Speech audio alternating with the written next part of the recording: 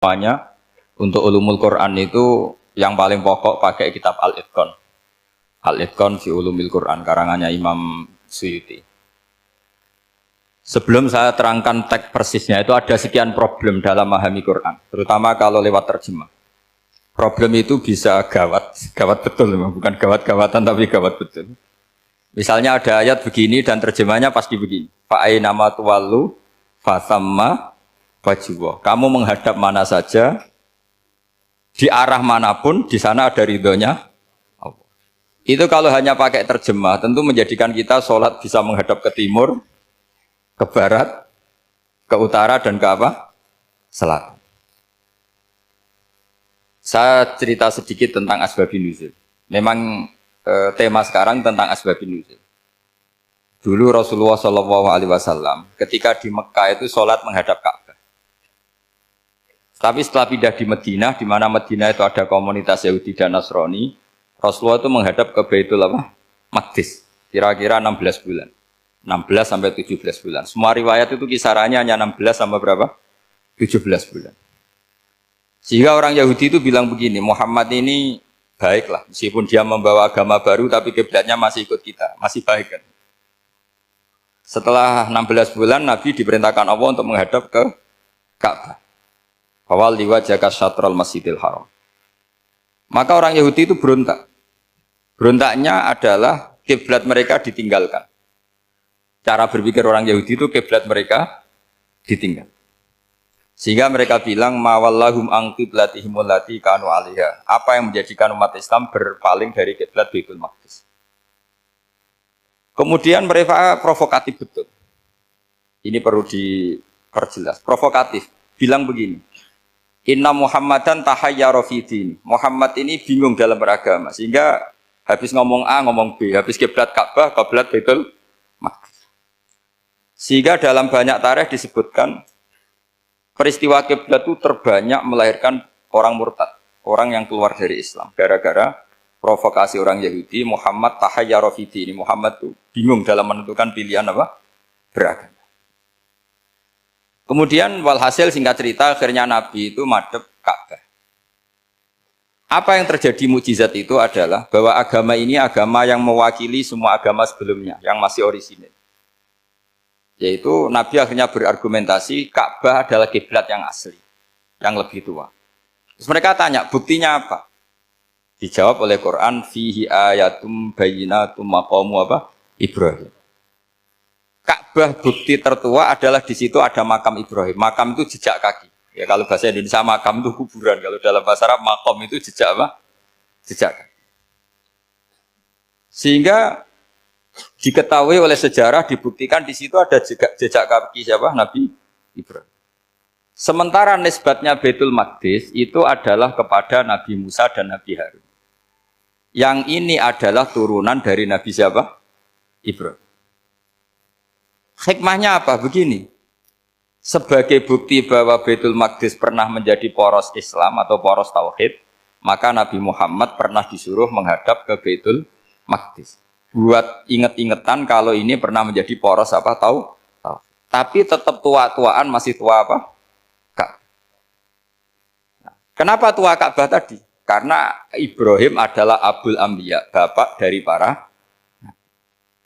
Dan di situ ada jejak kakinya. Fihi ayatum bayyinatum maqam.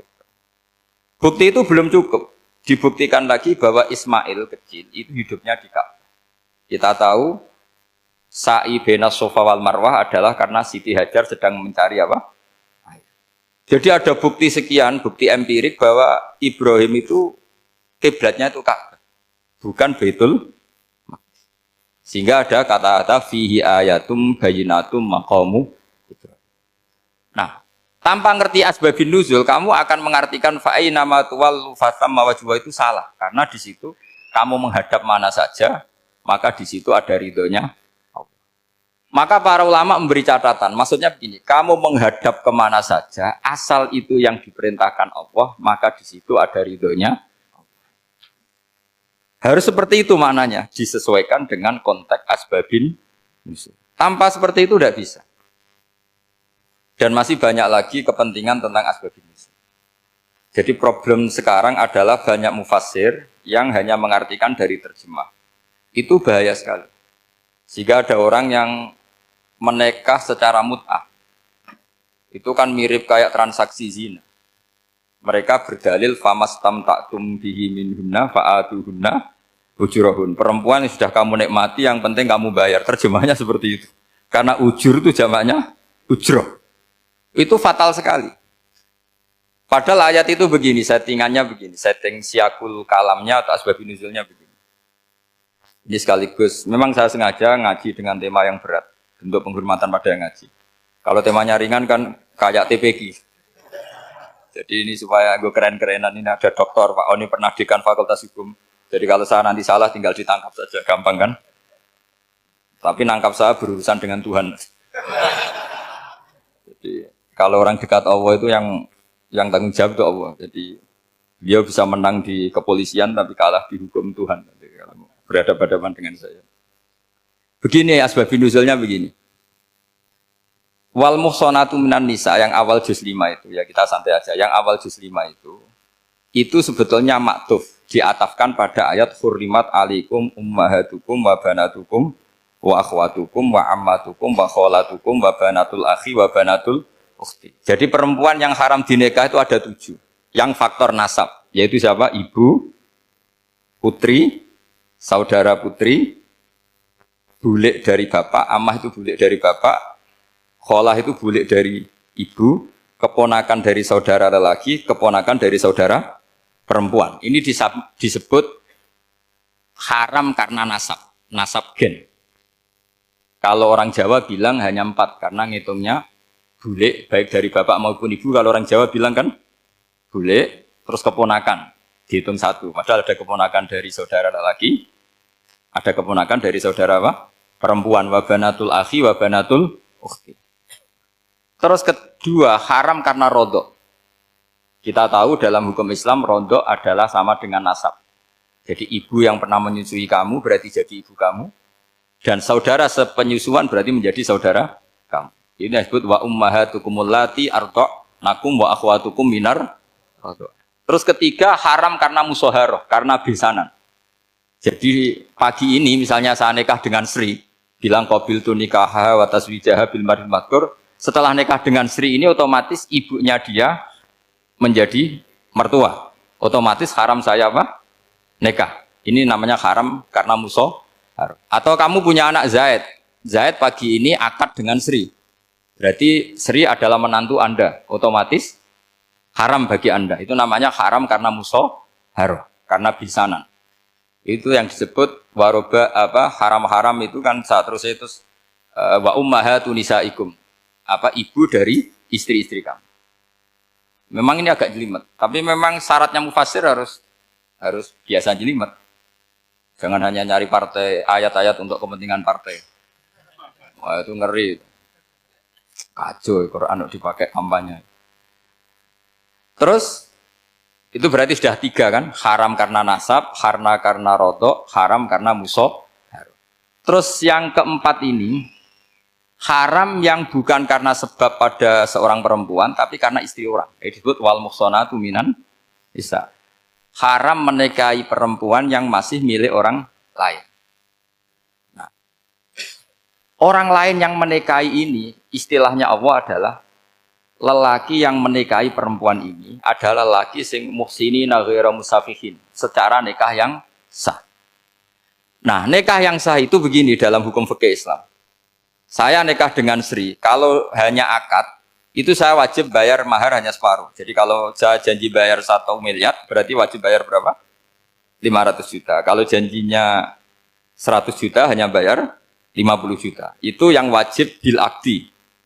Nanti wajib sepenuhnya nunggu bil jima. Kalau sudah hubungan intim, baru wajib 100%. Jadi kalau ada di Jawa, nikah dengan seperangkat alat sholat, itu yang atasannya tok, itu wajib karena akad. Nanti bawahnya nunggu setelah hubungan apa? Intim. Ini hukum Quran, bukan hukum saya. Makanya kan wa in talaqtumuhunna min qabli an tamassuhunna, saat terus fanis suma faradtum. Hanya wajib bayar setengah. Nah, Nah, perempuan yang sudah diajak hubungan intim itu kata Allah fa'atuhunna ujurahun, maka wajib kamu bayar Jadi ayat itu tentang perempuan yang sudah dinikah, kita harus bayar berapa? Harus bayar penuh. Ini penting saya utarakan. Nah, problem kita sebagai orang Indonesia ini juga problem Pak On, problem semua kiai. Mahar di Indonesia itu nggak bisa dibahas di Quran karena keterlaluan, kecilnya itu keterlaluan.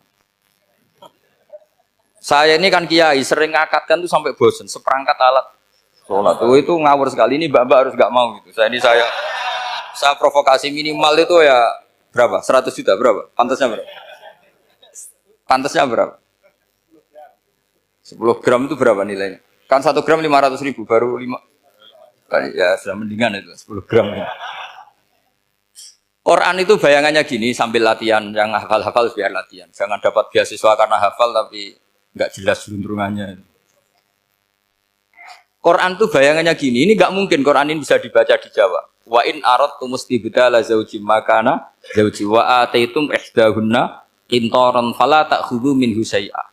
Jika kamu nikah sama seorang perempuan, kemudian kamu cerai, maka mahar yang sudah kamu berikan jangan ambil lagi.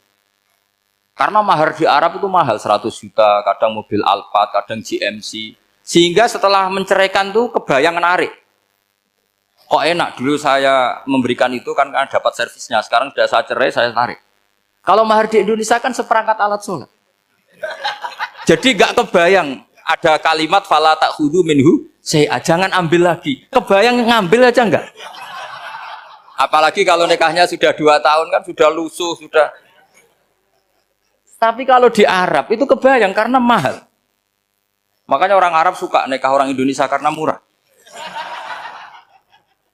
Jadi bahasa kintoron tuh harta yang enggak ternilai. Wa ataitum ihdahunna kintoron. Yang enggak ternilai, mahal betul. Itu pernah saya hitung, ada yang mahar itu 400 juta, ya sekira segitu. Nah makanya setelah dicerai, Allah memperingatkan setelah kamu kasihkan, ya jangan minta lagi. Kenapa kepikiran minta? Karena jumlahnya besar. Kalau di Indonesia kepikiran nggak minta, ya? Nggak kepikiran, saking kecilnya. Seperangkat alat sholat, kadang 1 juta. 1 juta itu setelah hubungan intim, sebelumnya yang wajib hanya 500. Itu kan nggak kebayang. Makanya susah ngartikan Quran di Indonesia, kadang susah karena kadang terlalu. Itu pernah Sayyidina Umar radhiyallahu anhu pernah bilang begini, wahai para perempuan, mahar itu jangan mahal-mahal, kasihan para lelaki.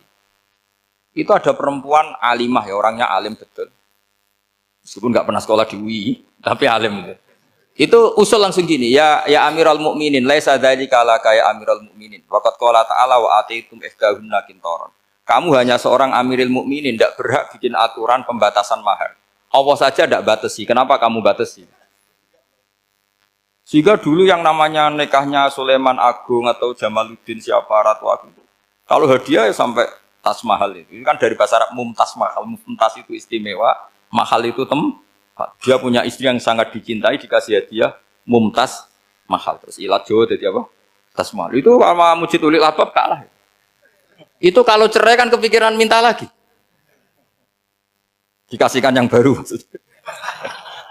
Tapi kalau di Indonesia tidak mungkin karena apa tadi? Seperangkat alat sholat. Begitu nyari yang murah lagi. Yang bagus kitanya, bungkusnya yang bagus. Nah, maka nggak mungkin kita maknani Quran tanpa mengenal yang bernama asbabin. Karena makna ayat itu bisa kacau kalau kita tidak tahu asbabin.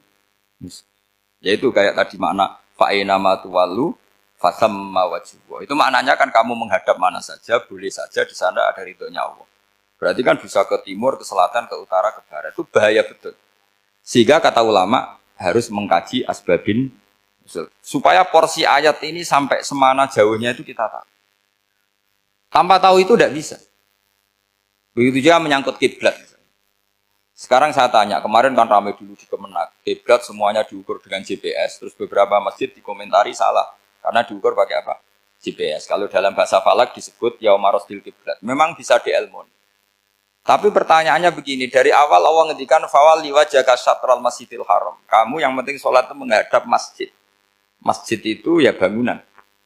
Sehingga kata Ibnu Abbas yang diriwayatkan banyak ulama mengatakan Al-Ka'bah kiblatun li ahlil masjid wal masjid kiblatun li ahlil haram wal haram kiblatun li ahlil masyriq wal maghrib.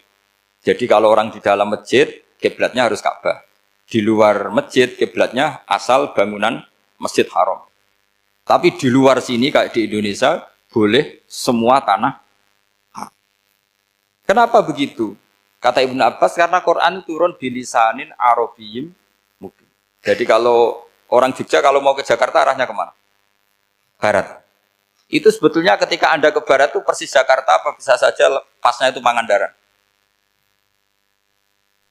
Tapi orang itu akan bilang kalau ke barat ya ke Jakarta. Meskipun presisi Anda tepatnya di Pangandaran. Nah kiblat seperti itu, asal orang menghadap ke barat itu orang sudah bilang ke kiblat. Nggak usah sedetail misalnya harus pas Ka'bah. Saya pernah debat sama tim ahli Kemenang. Nggak bisa Gus, sekarang ada JPL harus tepat Ka'bah. Terus saya bilang gini, kalau teori Anda benar, berarti semua masjid luasnya maksimal 16 meter. Ka'bah itu luasnya hanya 16 meter. Berarti Masjid Ulil Albab yang pojok sana sama pojok sana, kira-kira itu ya sudah tidak kena Ka'bah. Kalau harus tepat, Ka'bah itu kan diameternya hanya 16. 16 sampai 18 kalau nggak salah.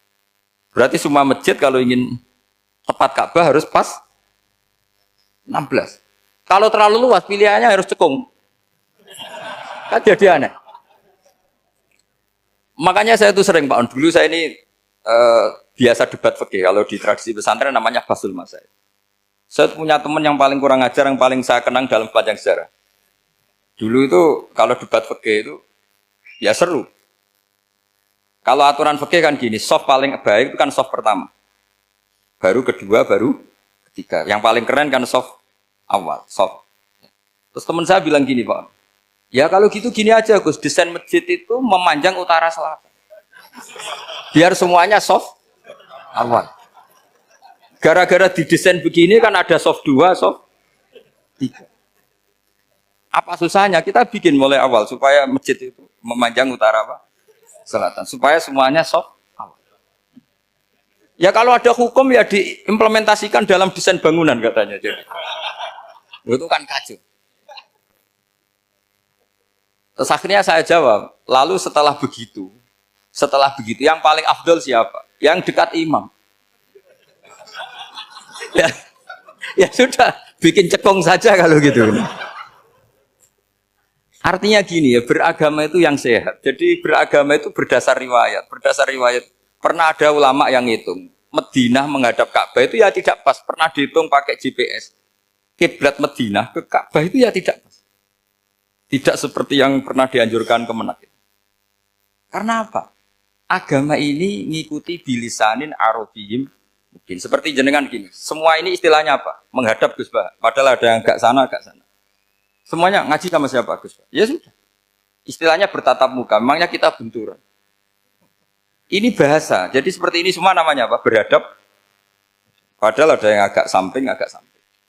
Ka'bah juga gitu. Sebenarnya tidak se-ekstrim yang dibayangkan orang-orang. Cuma kalau bisa tepat, ya kita harus tepat. Tapi tetap saja tidak perlu 16 apa? Meter. Fa'aina ma tuwallu fasamma wajhullah itu artinya menghadap. Menghadap itu menghadap arah. Makanya Allah tidak dawuh fawalli wajhaka nahwal Ka'bah tapi fawalli wajhaka syatrul Masjidil Haram. Jadi ini penting saya utarakan supaya kita familiar dengan istilah-istilah Quran. Istilah Quran itu gampang sebenarnya. Kalau kita kaji itu gampang. Problem kita tidak pernah mengkaji. Jadi semuanya asing. Kalau kita mengkaji itu gampang sekali. Saya punya sekian cerita betapa pentingnya mengkaji Quran. Harun ar-Rasyid itu dinasti Bani Abbasiyah. Itu pinter sekali. Ada seorang ustadz yang agak ekstrim. Itu datang ke Harun ar-Rasyid. Ya Amirul Mukminin, inni nasihun laka famusaddidun alaika. Fala tajidanna alayya fi nafsika syai'an. Saya mau nasihati kamu tapi saya mohon jangan masukkan hati. Karena nasihat ini penting. Tapi saya akan keras, vulgar. Akan keras, kritik saya akan keras. Karena Anda sebagai Amirul Mukminin tidak pecus. Apa kata Amirul Mukminin Harun Rasyid? Uskut ya Ustadz. Sebagai riwayat uskut ya jahil. Kamu itu Ustadz bodoh. Tidak usah banyak omong. Terus ditanya, kenapa saya bodoh? Terus dibacakan ayat faqula lahu qaulal layyina la'allahu yatadzakkaru au yakhsha. Inna wa ta'ala qad arsala man huwa khairun minka ila man huwa syarrun minni. Wa ma'a dzalika qala ta'ala faqula lahu qaulal layyin. Allah pernah menugaskan seorang yang lebih baik ketimbang kamu, yaitu Musa dan Harun. Musa dan Harun adalah seorang nabi. Kepada orang yang lebih buruk ketimbang saya, yaitu Fir'aun. Itu saja etikanya faqula lahu qaulal layyin. Kamu kalau ngomong yang halus, yang baik, yang berperadaban, kok kamu sama saya mau kasar? Akhirnya ustadznya ternyata pinter kamu, ya pinter aku. Jadi semudah itu. Allah itu menugaskan orang yang lebih baik ketimbang kamu, yaitu Nabi Musa. Kepada orang yang lebih buruk ketimbang saya, yaitu Fir'aun. Itu saja ada etikanya. Kok kamu sama saya mau tambah etika? Mau main kasar hanya karena kamu merasa nasihat Anda benar? Jadi gampang sekali memahami Quran. Tapi lagi-lagi memang bagi ahlinya. Tapi ini saya bantu supaya sampean jadi ahli apa? Quran. Meskipun ngajinya sebulan sekali. Sudah sebulan sekali tidak punya kitabnya. Sudah. Jadi ulama dulu kalau belajar Quran itu gampang sekali. Saya berkali-kali cerita. Yang kitab saya baca di rektorat namanya Syajaratul Ma'arif. Itu kalau cerita bikin judul itu enak sekali. Babuna fil ibad bikulil bilad. Bab seseorang di mana saja hidupnya harus bermanfaat. Terus dalilnya itu hanya mengutip makalahnya Nabi Isa, wa ja'alani mubarakan ainama kuntu. Ciri utama seorang nabi apa? Saya di mana-mana adanya berkahi orang lain. Jadi berkah bagi orang lain. Maksudnya tidak jadi problem bagi orang lain. Artinya kamu hidup entah di Jogja seperti Pak Ono orang Jember, saya orang Rembang. Hidup di Jogja manfaat, di Jember ya manfaat, di mana-mana. Saya pernah di Korea seminggu ya manfaat. Saudara kita TKI yang di Korea ya manfaat, di sana bikin masjid, bikin apa. Karena ngendikane Allah menceritakan Nabi Isa siapa? Wa ja'alani mubarakan ainama kuntu. Saya adalah orang yang di mana-mana berkah. Artinya manusia eksistensinya harus seperti itu, hidup di mana saja. Gampang sekali memahami.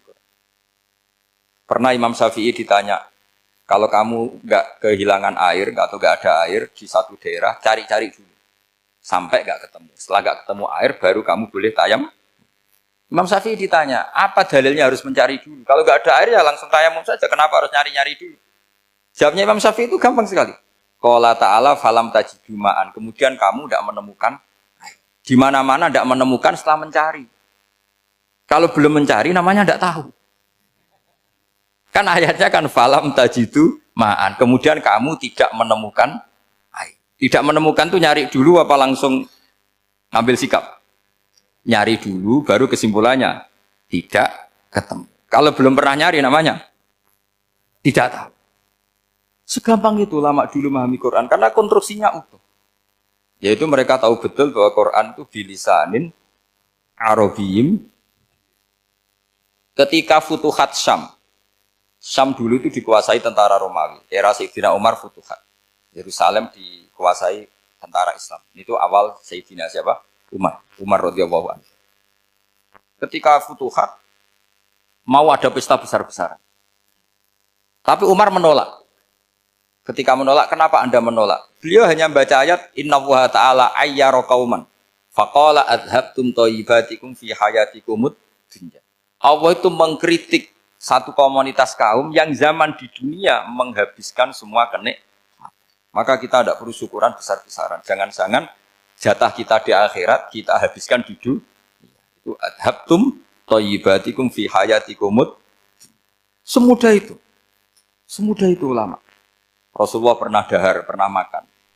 Makan karena 3 hari gak makan, cara di Indonesia gak makan nasi, gak makan daging, sudah lama sekali. 3 hari Nabi itu hanya makan kurma dan air putih. Pernah Nabi gak makan roti sampai 3 hari. Kalau Indonesia mungkin gak makan nasi. Di hari ketiga, ada sahabat yang berbaik hati, Nabi disembelihkan kambing, dipotongkan kambing, Nabi disuruh dahar. Itu baru dahar setengah piring, Nabi berhenti. Ketika ditanya, setengah piring itu kan sudah kuat. Untuk sholat, untuk apa sudah kuat. Ditanya, ya Rasulullah kenapa berhenti? Bukankah engkau tidak makan ini 3 hari? Nabi menjawab, walatus alunna yauma idzin anin naim. Semua nikmat yang saya rasakan nanti ada pertanggungjawabannya. Makanya saya tidak ingin banyak-banyak. Wah itu kalau diterapkan di sini nggak populer. Makanya saya tahu gayanya ngaji Quran itu nggak siap dengan konsep-konsep Quran itu. Jadi segampang itu orang dulu. Nah karena apa ya itu tadi. Mereka tahu asbabun nuzul. Quran itu diturunkan dalam konteks apa. Lafat ini arahnya kayak apa. Mutlak muqayyadnya kayak apa. Muhkam mutasabihnya kayak apa. Nasah mansuhnya kayak apa. Nah sedikit saya cerita ini mungkin contoh terakhir. Supaya agak lama-lama. Nanti bingung kalau lama. Yang bingung ya saya. Bingung cara memahamkan. Jadi kalau guru itu kan bingung cara memahamkan. Kalau murid bingung cara memahami. Gak tahu tingkat kebingungannya sama. Kalau guru itu bingung cara memahamkan. Kalau murid bingung cara. Jadi ini pertemuan dua kelompok bingung. Jadi yang satu bingung cara memahamkan. Yang satu bingung cara. Kalau orang ekstremis bingung cara merusak suasana. Nah, itu gak benar itu. Ada loh.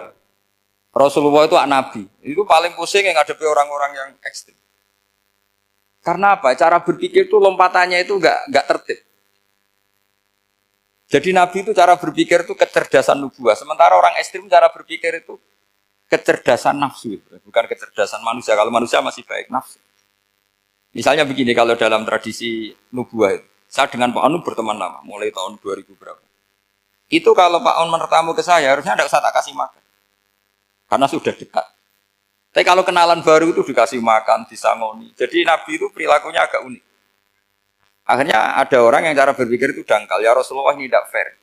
Yang iman lama tidak diservis, yang iman baru diservis. Cara berpikir Nabi begini. Orang Ansor itu kan sering memberi Nabi. Perjuangannya Nabi ditopang orang apa? Ansor. Donatur lah, kira-kira orang Ansor itu donatur. Donatur itu keren. Karena donatur itu artinya al-yadul ulya khairum minal yadis. Sehingga ketika Nabi sudah menguasai negara, menguasai Mekah Madinah, sudah futuhat, itu orang Ansor tetap nggak diservis.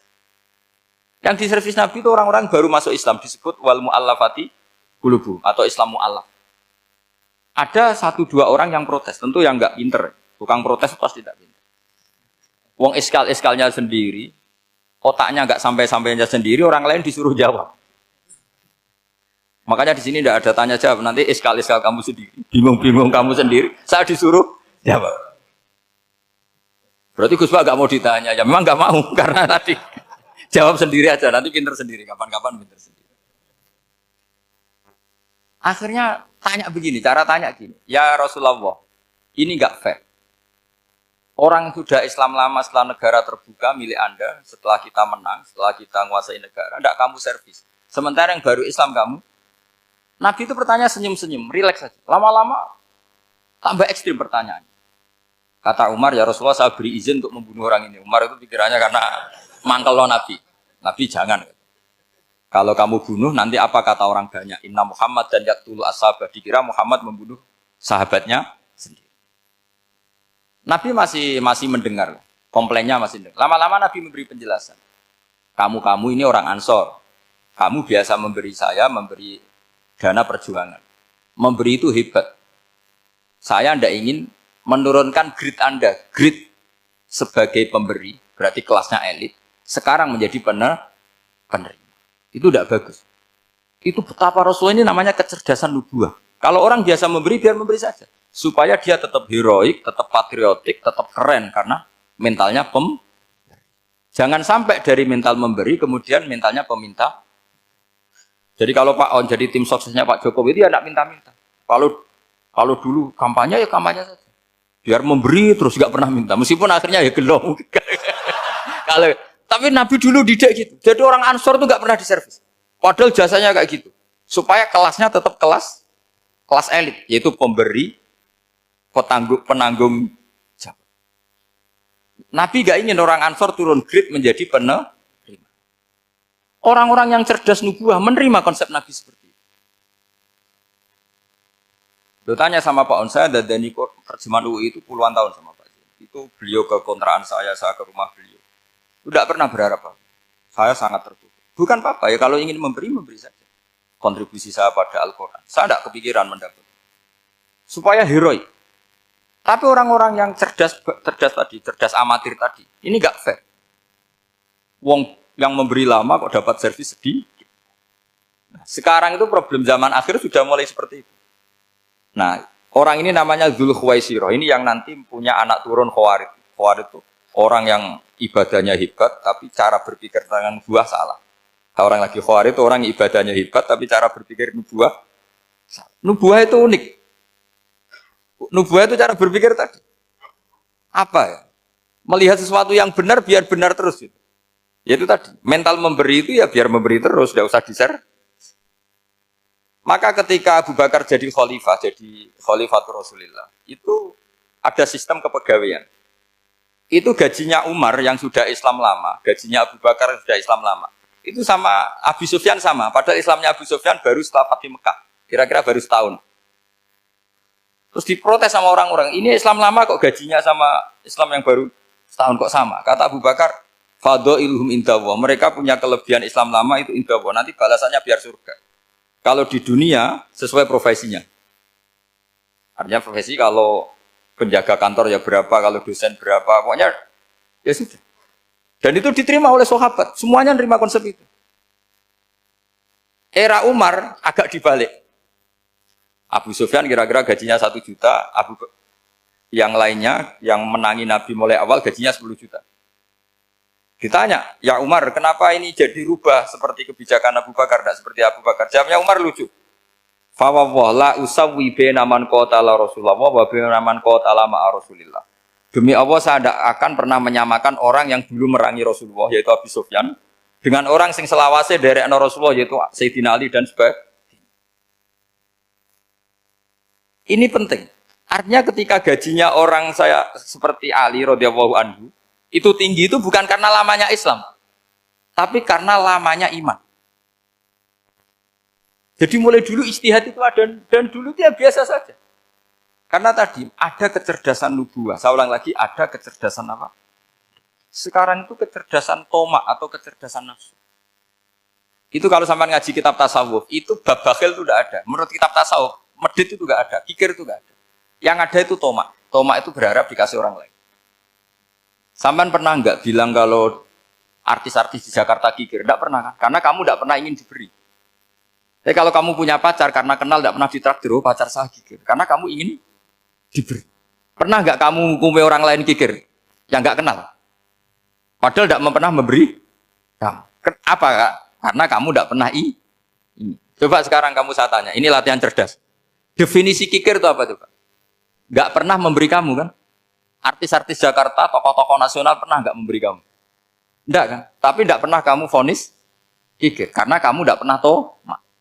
Tapi pacar kamu, kok amin ditraktir terus? Atau istri kamu, atau mertua kamu, kok enggak ngasih warisan, kamu bilang kikir enggak? Sebabnya kikir betul apa karena kamu tomak, berharap? Tomak. Maka di kitab tasawuf itu enggak ada bab kikir, yang ada bab tomak. Karena asal usul menvonis orang kikir itu karena tamak. Maka jangan banyak kenal orang, nanti banyak hukum kamu kan. Sombong juga gitu, di tasawuf itu enggak ada bab sombong. Karena orang hukumi orang lain sombong itu karena kamu ingin dihormati. Ada orang enggak kenal, terus lewat saja enggak tanya kamu bilang sombong enggak kan? Tapi kalau kenal, oh sombong betul, kenal enggak tanya kan gitu. Jadi tasawuf itu sisi unik dari khazanah Islam. Makanya di tasawuf itu enggak ada kritik terhadap kikir. Ya tentu kikir itu buruk, pasti ya kikir itu buruk. Tapi nggak perlu dikritik. Jangan-jangan yang salah kamu. Mau kenal Pak On di PPAI terus ingin jadi sekretarisnya. Terus ingin kenal Pak Jokowi ingin jadi menterinya. Nanti kenal rektor ingin jadi pegawainya. Ketika nggak diturutin bilang Pak Rektor kikir. Tapi orang lain ya Kak pernah berharap. Mungkin nggak menvonis Pak Rektor atau Pak On ini kikir. Enggak kan? Berarti vonis kikir itu status orang itu apa nggak kesampaian niat kamu? Memang agak jelimet ilmu tasawuf itu, tapi itu unik. Itu bagian dari khazanah apa? Islam. Makanya Rasulullah itu sering isti'adah, minta perlindungan, wa min toma'in fi ghairi matma'in. Ya Allah, saya tidak ingin berkeinginan yang tidak layak. Karena semua dunia ini dimulai dari keinginan. Coba kamu protes negara itu karena apa? Ingin makmur, sejahtera tanpa kerja, sehingga nyalakan menteri keuangan, menteri ini. Makanya kalau guyonannya ulama tasawuf begini, tak beri bocoran, guyonannya orang tasawuf. Begini guyonannya. Anta lam tajid min nafsika kullama turid, fa kaifa turidu min ghairika kullama turid. Kamu yang punya keinginan saja tidak bisa memenuhi apa yang kamu inginkan. Kenapa keinginan itu kamu timpakan ke orang lain untuk memenuhi kamu? Wong kamu yang punya keinginan saja tidak bisa wujudkan. Kenapa keinginan Anda kamu timpakan, bebankan orang lain untuk memenuhi keinginan Anda? Misalnya kamu, Gus, saya ini goblok, tolong pinterkan. Wong kamu yang ini saja tidak bisa. Kok menyuruh saya? Jadi kalau tiap tasawuf itu unik. Seperti kamu mencintai istri tulen, itu ingin kan dicintai istri tulen. Kamu sendiri kan nggak bisa cinta tulen, masih pelengahan sana sini. Kamu pacaran, ingin pacar kamu setia. Ternyata kamu bikin sekian alternatif. Kalau putus ini punya ini, putus ini. Tapi kamu ingin ini setia, kan nggak fair. Makanya guyonnya orang tasawuf itu, anta lam tajid min nafsika kullama turid, fakai faturi tu min ghairika kullama turid. Gampang tuh apalah nih, pokoknya ratrit gitu aja gampang. Jadi kamu yang punya keinginan saja tidak bisa memenuhi. Kok orang lain disuruh memenuhi. Jika orang tasawuf itu malu betul. Misalnya saya kok ingin Pak On takdim sama saya itu kurang penggawean. Kalau saya ingin ditakdimi saya menakdimi diri saya sendiri. Makanya berbahagialah orang yang ngilu terus saya ganteng sendiri ya Allah. Saya kaya sendiri. Menunggu orang lain bilang kamu kaya itu repot. Menunggu orang lain bilang kamu hebat itu, ya sudah bilang aja, ya Allah saya hebat, ya Allah saya ganteng, ya Allah saya cantik. Daripada menunggu orang lain bilang apa? Cantik. Jadi ilmu tasawuf itu unik. Jadi kalau fikih itu yang dikritik itu kikir. Kalau tasawuf enggak toma. Karena orang yang kamu vonis kikir itu jangan-jangan tidak kikir, tapi mementingkan yang lebih penting. Misalnya ada teman yang tidak pernah naktir kamu, ternyata punya ibu sakit, uangnya dianggarkan untuk ibunya yang sakit, atau anaknya sekolah, atau keluarganya masih butuh biaya, ya, sehingga sama teman dia kikir. Hakikatnya kikir apa mementingkan yang penting? Tapi kamu karena nggak pernah ditraktir menvonis kikir.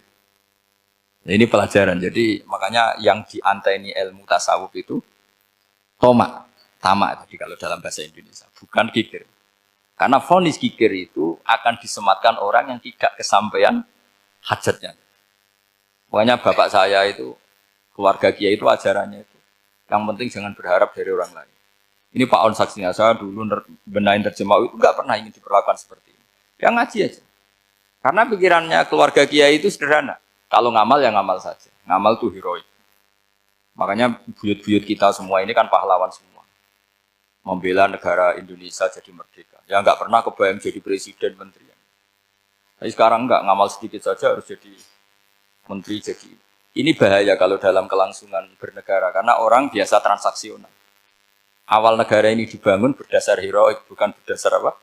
Transaksional. Tapi sekarang orang akan membiasakan itu. Apa-apa itu transaksional. Ini tidak bagus untuk kelangsungan bernegara. Apalagi kelangsungan beragama.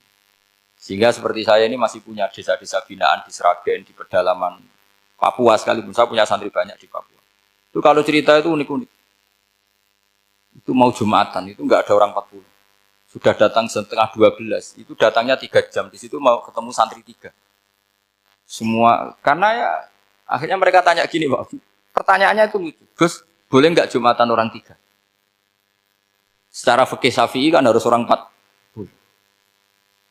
Kemudian mereka tak bilang, buat sholat duhur saja. Mereka nggak mau. Wong Jumat-Jumat kok duhur. Harinya kan Jumat, masa sholatnya? Sehingga kita yang jadi kiai akhirnya nyari fikul madzhabil arba. Nyari fikih madzhab 4. Ternyata Imam Malik membolehkan orang 6. Ada yang bilang 12. Yang penting keceluk jamun. Jamun itu kelompok. Kalau 3 kan belum keceluk apa? Belum disebut apa? Kelompok. Ini penting saya utarakan supaya kita berjuang itu bukan karena selfie seperti ini kayak di Ulil Albab, masjidnya keren, kampus swasta tertua, terus termasuk nomor 1-2 di Indonesia. Oke, kita syukur dengan kebesaran UI. Tapi yang namanya dakwah itu menjadikan orang tidak tahu menjadi tahu. Termasuk kepada desa-desa tertinggi. Sama. Yang namanya menteri itu pembantu presiden. Untuk memenuhi kebutuhan rakyat banyak. Sekarang misalnya menteri pertaniannya itu hebat, cerdas. Tapi petani nggak mau nandur padi, mau apa itu? Coba yang membantu ketahanan pangan itu para petani mau nanam padi apa karena menteri pertanian? Karena petani mau nanam. Ya sudah GR saja, kita pembantu presiden semua. Karena ikut menyumbangkan ketahanan pangan. Tapi kamu kan gak digaji, kita keren, ngamal tanpa harap gaji. Ini penting. Supaya Anda itu enggak hati kecil gitu. Ikut menyumbang negara tanpa ingin dapat gaji. Keren enggak? Nah itu nubuah. Apa? nubuah. Orang Ansor itu seperti itu. Sehingga ketika Rasulullah wafat dan ada kompetisi kepemimpinan, itu orang Ansor gak ikut. Sudah kita makmum saja, silahkan dibagi di saking baiknya orang Ansor. Nah, makanya saya ulang lagi ya. Kecerdasan nubuah ini yang gak difahami orang Khawarij. Orang Khawarij cara berpikir yang kerja banyak harus dapat banyak. Sementara kecerdasan nubuah enggak. Yang biasa memberi terus memberi saja biar derajatnya tetap al-yadul ulya.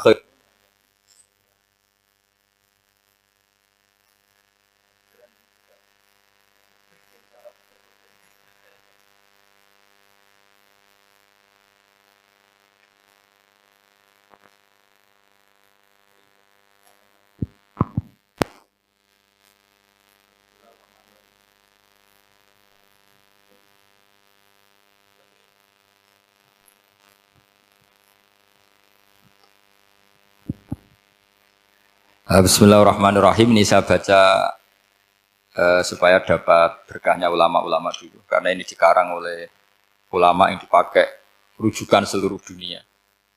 Begini, qala Ibnu Taimiyah, ma'rifatu sababin nuzuli yu'inu ala fahmil ayat. Jadi mengenali asbabin nuzul itu membantu memahami secara benar ayat itu. Karena tadi kalau ayat itu dipotong, itu maknanya bisa kacau kayak tadi famastam ta'tum bihi minhunna fa'atuhunna ujuruhun. Kalau diterjemah itu kan mendukung kawin mut'ah. Kalau terjemahnya saja perempuan siapa saja yang pernah kamu nikmati, yang penting kamu bayar. Itu kan aliran sesat dan menyesatkan.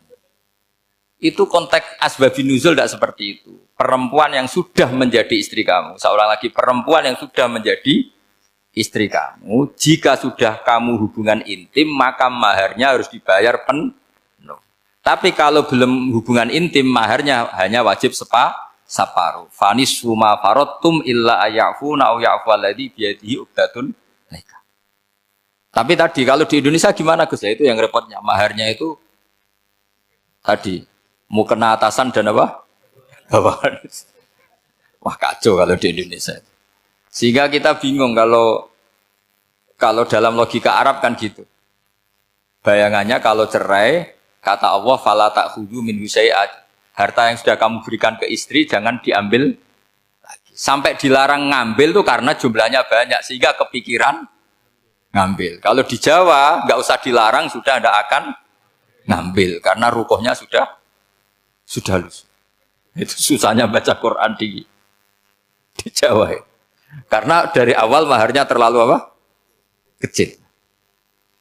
Terus beliau Imam Suyuti termasuk di sini menyontohkan yang pasti salah kalau difahami yaitu tadi ayat apa itu fa'inama tuwallu fastaman apa wajib. Jadi beliau terus meringatkan betapa pentingnya mengenali asbabin nuzul. Karena asbabin nuzul itu gampang. Saya ulang lagi, asbabin nuzul itu gampang. Gampangnya begini ya, kan ada satu peristiwa, misalnya begini, Rasulullah itu kan mengkritik penuhanan Lata dan Uzza, berhala-berhala itu dituhankan, dikritik sama Rasulullah. Kemudian mereka begini, karena mereka biasa personifikasi Tuhan, Muhammad, kalau Tuhan itu tidak Lata Uzza, dan itu terbuat dari batu, lalu Tuhan Anda itu dari apa? Amin fiddotin audhabin, lalu Tuhan Anda ini dari emas apa dari perak? Karena mereka nggak bisa membayangkan Tuhan tanpa dipersonifikasi. Terus Allah menurunkan qul huwallahu ahad, Allahus somad lam yalid wa lam yulad wa lam yakul lahu kufuwan ahad. Karena otaknya mereka sudah begitu, yang namanya Tuhan itu harus dipersonifikasi. Makanya saya kemarin di Korea seminggu, cerita yang paling unik gini Pak On, ada bos Islam, ada bosnya TKI yang baik. Mereka mengizinkan pekerjanya sholat. Bareng sholat tuh diingeti ke atas ke bawah, kok nggak ada arcanya.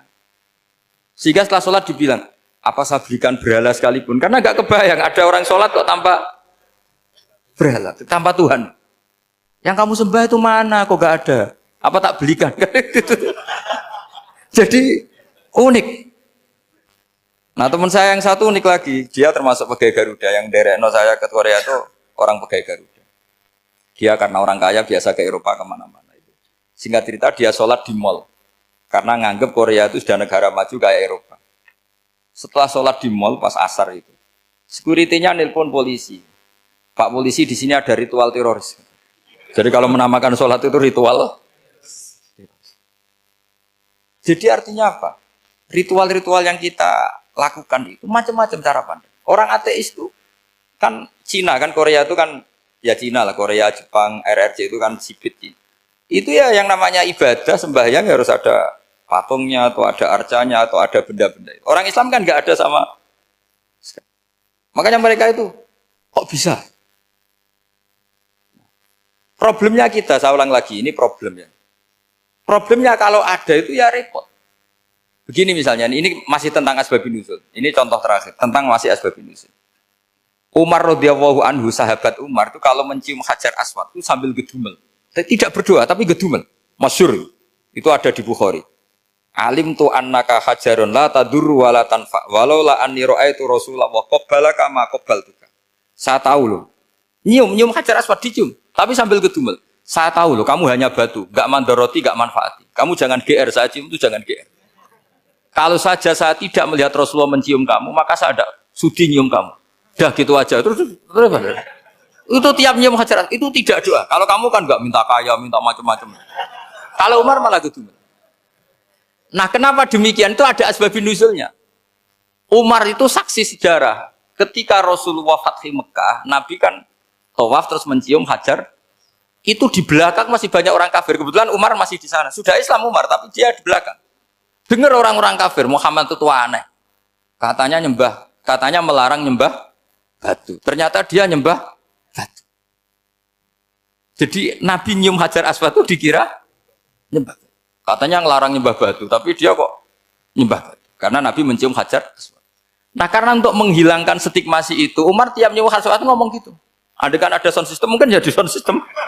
Supaya jelas bahwa penciuman ini bukan karena menyembah. Artinya mudah sekali kenapa Umar ngomong gitu, karena asbabun nuzulnya seperti itu. Coba kalau kamu tidak tahu asbabun nuzul, Umar maksudnya gimana? Enggak doa, enggak apa kok malah ngomong gitu kan. Tapi kalau kamu tahu asbabun nuzul Umar itu yang mendengar komentar orang sama ketika kita tawaf itu kan 3 pertama kan kita lari-lari kecil. Itu ceritanya juga gitu. Rasulullah itu hidup di Medina, terus diterkenalkan miskin. Medina itu kota wabak, kota penyakit, endemik. Dulu Medina, Yasrib itu kota endemik. Sehingga kata orang kafir-kafir Mekah, yaji uliha dalbet kaumun kot wahanat huma Yasrib. Nanti akan datang satu komunitas kaum yang sudah lemas karena kena penyakit TBC dari Yasrib. Nabi dengar itu, makanya terus bilang ke para sahabat, tunjukkan kalau kamu kuat dengan cara lari 3 kali. Terus pakai pakaian yang kelihatan maco, yaitu yang dipakai lelaki-lelaki. Bahunya dikelihatan. Nah, setelah Rasulullah wafat, Umar menggantikan beliau setelah Abu Bakar. Umar bilang gini, sebetulnya tawaf seperti ini, yaitu lari pertama 3 putaran pertama lari dan memperlihatkan pundak seakan-akan orang maco itu sudah enggak perlu. Karena alasan itu sudah tidak ada. Tapi ini tinggalan Rasulullah, maka jangan rubah ya tetap seperti ini. Akhirnya meskipun sudah tidak ada alasan tadi menjawab stigmasi orang kafir, tetap tawaf seperti itu. Jadi memang agama itu unik. Kadang kita harus tahu alasannya, tapi alasan itu kalau menjadi mahatul hukmi, pijakan hukum sah. Misalnya kamu terus bilang gini, ya berarti tawaf sekarang bebas, gak perlu seperti itu. Kan alasan itu sudah tidak ada. Nah di sini pentingnya riwayat. Riwayat itu begini, logikanya sudah nggak ada, tapi kaifiah itu, cara itu masih kita terus. Dan itu memang, saya ulang lagi, harus tahu asbabun nuzul. Saya beri contoh ya misalnya, wa idza darabtum fil ardi falaysa 'alaikum junahun an taqsuru minas shalah. Terus ayat di mana? In khiftum ayyaftinakumul ladzina kafaru. Jika kamu pergi dalam keadaan takut ditangkap orang kafir atau takut diculik orang kafir, maka kamu boleh mengqasar salat. Itu jelas ada ayat in khiftum ayyaftinakumul ladzina kafaru. Jika kamu takut diculik orang kafir. Sehingga ketika ba'da Fathi Mekah, setelah Mekah dikuasai Islam, Umar tanya, "Ya Rasulullah, kenapa engkau masih salat qasar? Bukankah kita sudah aman?" Waqad qala ta'ala in khiftum ayyaftinakumul ladzina kafaru. Allah ngendikan boleh mengqasar itu kalau dalam kondisi takut. Waqad kunna fi amrin, sekarang kita sudah aman. Jawabannya Rasulullah itu unik. Ya Umar hadhihi shadaqatun faqbalu shadaqah. Ini sedekahnya Allah, bonus sudah terima aja, enggak usah catatan-catatan gitu. Sehingga era Umar ya ada lagi yang tanya Umar ke gitu. Terus kata Umar, sa'altu dzalika Rasulullah sallallahu alaihi wasallam faqala hadhihi shadaqatu wa faqbalu shadaqah. Sudah ini bonus dari Allah, terima saja. Ini kan unik. Padahal kalau secara disiplin ilmu kan begini. Kamu boleh mengqashar sholat kalau dalam bepergian dan dalam keadaan takut. Logika hukumnya kalau tidak takut, tidak usah. Sama seperti begini. Kamu kalau pergi jauh seperti saya Pak On, itu ngosor sholat apa enggak? Ngosor kan? Alasannya kalau kosor itu, kalau pergi itu masyakot, repot. Sekarang pergi kita pakai Alphard, pakai Innova. Bawa uang, disupirin, itu masyakot enggak? Enggak kan? Tetap boleh jamak enggak? Boleh. Sebenarnya kamu jamak itu karena pengetahuan hukum apa karena enak jamak? Kalau alasannya masyakot, kan sekarang sudah ada. Enggak repot. Ya sudah pakai hadis tadi, ini hadiah, terima saja. Jadi makanya agama itu riwayat.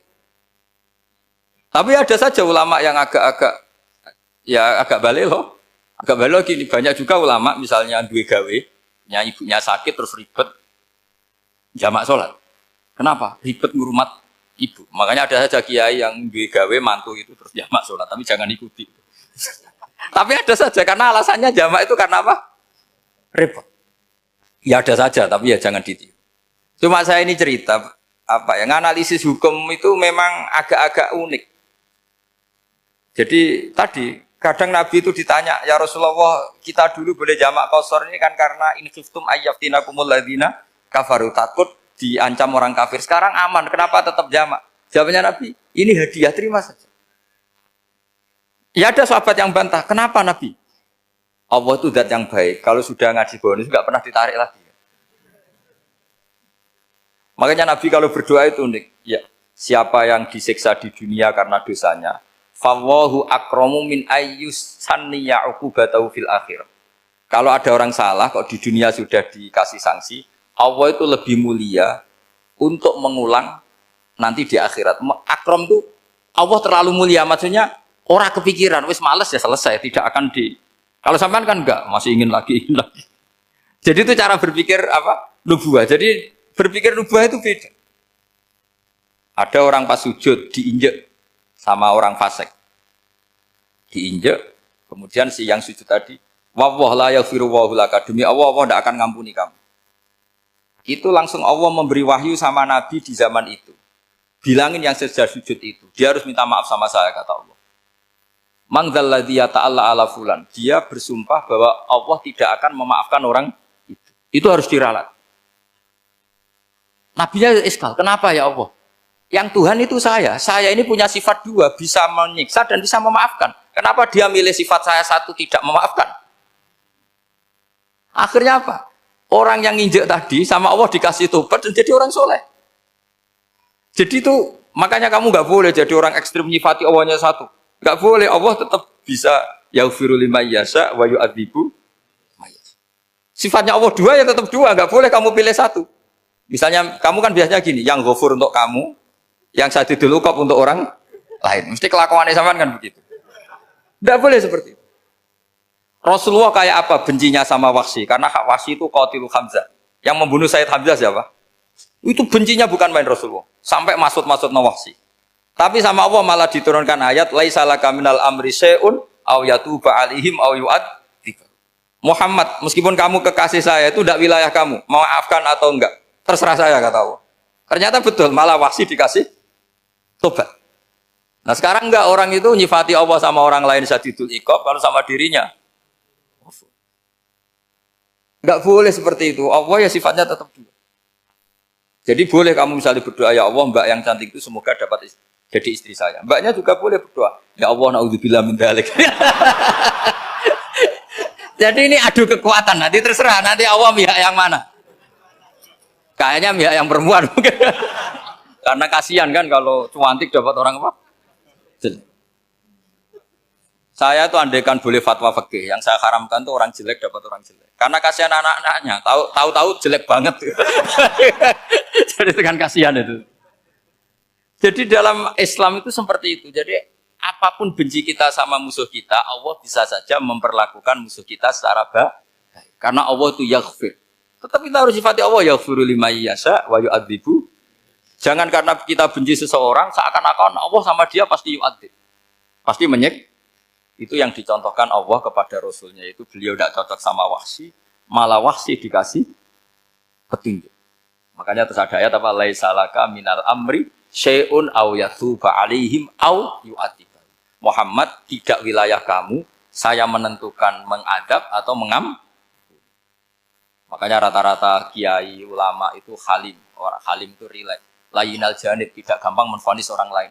Biar Allah tetap dengan sifatnya yaf'alu ma yasha, bahwa Allah bisa melakukan apa saja. Soal kamu benci sama seorang, benci saja atas nama kamu, jangan nyatut-nyatut Allah. Misalnya kamu cinta seseorang, wah ini yang calon presiden ini harus jadi presiden. Ternyata Allah menghendaki jadi menteri, mau apa? Ya Allah yaf'alu ma yasha, mau apa coba?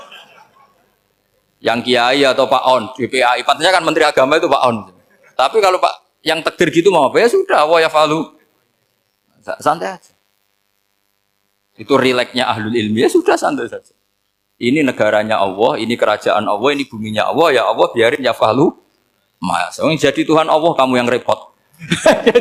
Kira-kira jadi Tuhan itu Allah kamu yang repot. Ya Allah biar tetap ya falu. Maya, Allah boleh yaghfir liman yasha wa ya'tibu maya. Saya kira demikian.